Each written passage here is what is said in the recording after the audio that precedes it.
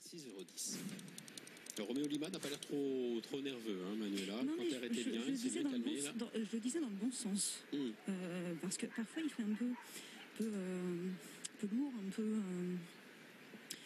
ne vais pas dire pâteau, ça serait déplacé avec ces chevaux-là, mais là, je le trouvais vraiment bien réveillé, vraiment à son travail et déjà mis dans le droit chemin dès son arrivée dans le ring. Parce que c'est pareil, hein, il a montré quand même le jour où il a gagné en débutant, c'était envolé. Hein. Oui, c'était envolé. Alors avec le recul, bon, le lot n'était pas extraordinaire. Enfin bon, il pulvérisait quand même Snow and Ice, qui est quand même un bon cheval, hein, qui a enfin gagné sa course. Dans la Rochette, il n'a pas été ridicule. Il est quatrième, il est battu par les meilleurs de la promotion, par Full Mast, qui ensuite a répété dans le Jean-Luc Lagardère. Et l'autre jour, eh bien, c'était un soleil, hein, dans le prix Louis Gauthier Lignal. Et vous vous souvenez, il s'est classé seulement troisième. J'avais interviewé Jean-Claude Rouget avant la course. Le 14 janvier dernier, j'ai demandé déjà que c'était pour moi une surprise de le retrouver là. Il me disait oui, ça allait le faire progresser, l'avancer dans sa prépa, qu'il avait besoin justement de courir.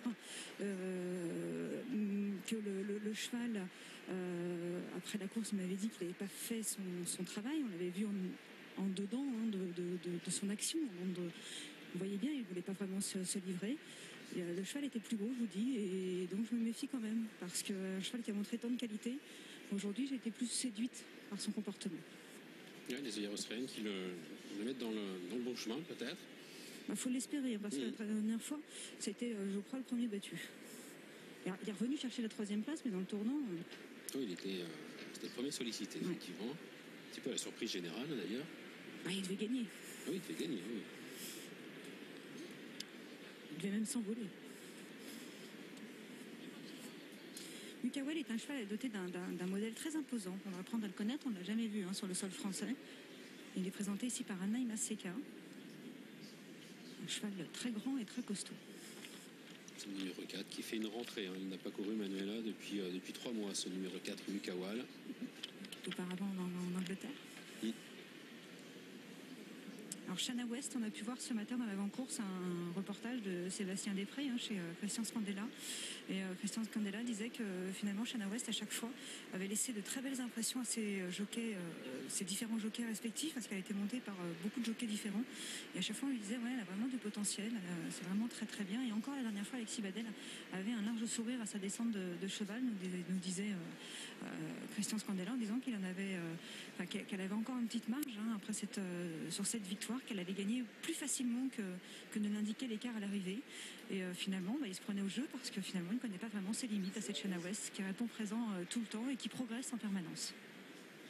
Et qui est un petit peu boudé pourtant par les turfistes, 9,90 €. On n'y croyait pas non plus l'autre jour. Elle était aussi à 9 contre 1. Vous êtes plutôt Roméo Lima, Manuela ou Joko, ou un troisième larron? Je mettrais Joko et Roméo Lima après, dans cet ordre-là, mais... Parce que Joko, son accélération, elle est belle. Hein. Non, je sais pas. Oui, il a vraiment fait la différence en quelques foulées, hein, dans le prix Joseph Collignon. Mais j'aime bien ces chevaux-là, qui s'abaissent comme cela, qui pour aller encore plus vite. Puis il a gagné il met une claque et après il s'est envolé. Et vous? Écoutez, c'est difficile de faire un choix, mais je vais pas vous faire une réponse de Normand. Je vais me mouiller, je vais dire Joko aussi. Même si j'ai hâte de voir le comportement de Roméo Lima avec le bord des œillères australiennes. Oui. Et ce sont vraiment les deux favoris actuellement? 2,30 € pour Joko, 4 € pour Roméo Lima. Et le numéro 3, Walek, l'autre atout de Philippe Segorbe, et le troisième favori à 4,90 €. C'est étonnant, hein, de ne pas faire confiance du tout à la pouliche Shanna West.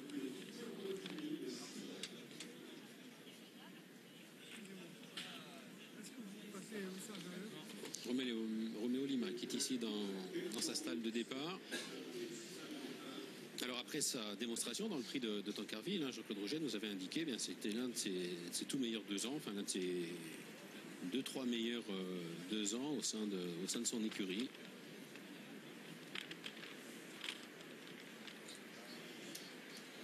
Mais bon, apparemment Jean-Claude Rouget dans cette promotion est moins bien armé avec les poulains qu'avec les pouliches. qu'il avait indiqué à Jérôme L'Enfant dans Equilateur Club il y a de cela 15 jours ou 3 semaines. Qui n'est pas... Qui était moins bien armé avec les poulains qu'avec les pouliches.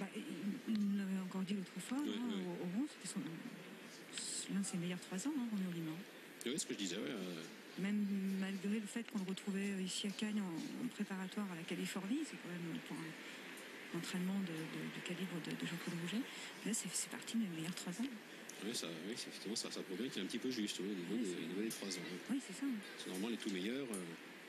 Ils ne sont pas ici sur cette distance. La rentrée parisienne. On rentre dans le Machado ou dans le Fontainebleau. Oui. Allez, attention, départ imminent pour la première des 5 listes du meeting de Cannes-sur-Mer. Le prix de la Californie, course principale sur 1600 mètres, piste en sable fibré, réservé aux 3 ans, un poulain invaincu et favori dans cette compétition. C'est Joko, le numéro 2, qui est pour le moment placé à l'arrière par Roberto Carlos Montenegro. C'est Roméo Lima, son principal opposant, qui prend les commandes avec à son intérieur la présence du numéro 7, Growing Glory. Nous avons ensuite le numéro 3, Walek, qui est également bien placé, avec Joko qui vient un petit peu plus loin, précédant le numéro 5, Fonworth. Shana West est en avant, dernière position. C'est pour le moment le numéro 4, Mukawel, qui ferme la marche. Roméo Lima qui a l'avantage. Growing Glory dans son sillage, avec la présence à son extérieur du numéro 3, Walek. Le compagnon d'entraînement de Walek, Joko, vient dans son sillage. Fonworth est à son intérieur. Les 2 dernières places occupées par le 4, Mukawel, et le numéro 6, Shana West. Les concurrents qui sortent du tournant, avec Roméo Lima qui a toujours le meilleur. Walek qui vient à 3/4 de longueur. Growing Glory qui est en 3e position. Joko qui suit l'effort de Walek pour le moment, avec Fonworth qui est à l'arrière. Mukawel était décalé par Julien Auger à gauche de l'écran et tente de venir, avec Shana West qui est en dernière position. 350 mètres du but, avec Roméo Lima qui tente de repartir. Joko qui passe à l'offensive à son extérieur, avec Growing Glory également qui tente de venir, et puis Mukawel de plus en plus fort tout à l'extérieur. Roméo Lima qui a toujours le meilleur maintenant à 250 mètres du but. Joko, Growing Glory qui se lance à sa poursuite, avec Mukawel qui n'est pas battu non plus. Roméo Lima à côté corde qui raccourcit quelque peu son action. Growing Glory qui vient lui prendre l'avantage, et Joko dans un dernier coup de rein qui va tenter de venir s'imposer. Growing Glory devant Joko, semble-t-il. Mukawel peut-être 3e tout à la fin, au dépend de Roméo Lima côté corde. C'est donc le numéro 7, Growing Glory, qui s'impose dans cette compétition. C'est bien cela, hein? Oui. Oui, non, parce que je vois Naïma Seka qui est folle de joie au passage du poteau. Alors j'ai eu un doute. Elle est bonne 3e. Elle est bonne 3e. Non, mais j'ai eu un doute.